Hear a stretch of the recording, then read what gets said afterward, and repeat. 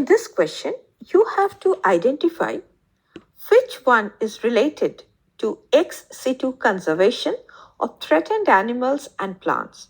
Option A, biodiversity hotspots. It is incorrect because biodiversity hotspots are regions that are rich in species diversity and are conserved in their natural habitats. That is, it is an example of in situ conservation. Option B, Amazon rainforest. It is also incorrect because the Amazon rainforest is a natural habitat for diverse species and it is an example of in situ conservation. Option C, Himalayan region.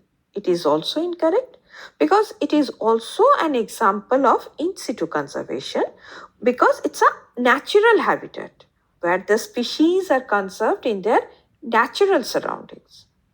Option D, wildlife safari parks. Now, wildlife safari parks or zoological parks are examples of ex situ conservation. That is, it involves the conservation of animals outside their natural habitats in a controlled environment. Hence, it is the correct option.